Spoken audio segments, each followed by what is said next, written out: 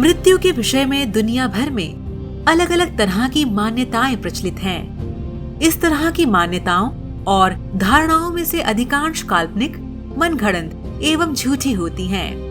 किंतु योगियों के अनुसार जीवन का ना तो कभी प्रारंभ होता है और ना ही कभी अंत।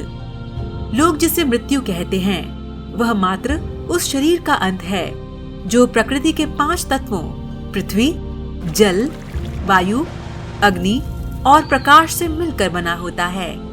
ऐसा माना जाता है कि मानव शरीर नश्वर है। जिसने जन्म लिया है उसे एक ना एक दिन अपने प्राण त्यागने ही पड़ते हैं। लेकिन मृत्यु के पश्चात जब शव को अंतिम विदाई दे दी जाती है तो ऐसे में आत्मा का क्या होता है, ये बात अभी तक कोई नहीं समझ पाया है। एक बार अपने शरीर को त्यागने के बाद वापस उस शरीर में पदार्पित होना असंभव है। मौत के बाद की दुनिया कैसी होती है, ये अभी तक एक रहस्य ही बना हुआ है। लेकिन गीता के उपदेशों में भगवान श्री कृष्ण कहते हैं कि आत्मा अमर है, उसका अंत नहीं होता, वह सिर्फ शरीर रूपी वस्त्र बदलती है।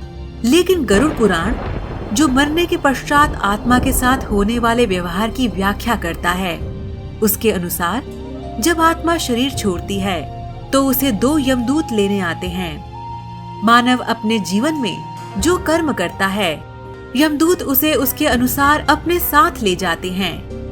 अगर मरने वाला सज्जन है, पुण्य आत्मा है, तो उसके प्राण निकलने में कोई पीड़ा नहीं होती है। लेकिन अगर वो दुराचारी या पापी हो तो उसे पीड़ा सहनी पड़ती है।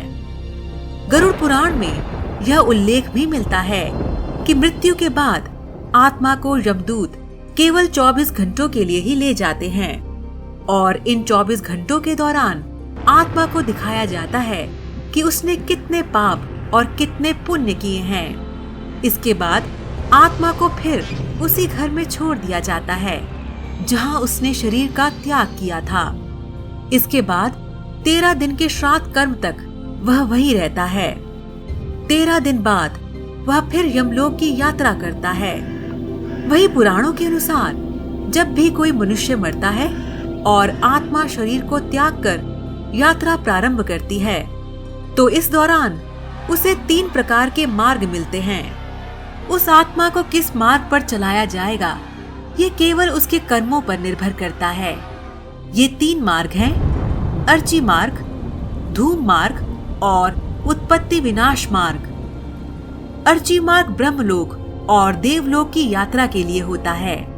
वही धूम मार्ग पितृलोक की यात्रा पर ले जाता है और उत्पत्ति विनाश मार्ग नरक की यात्रा के लिए है। इस तरह ये कहा जा सकता है कि मरने के बाद आत्मा का क्या होता है ये कोई नहीं जानता, इसीलिए ये अभी भी एक रहस्य है।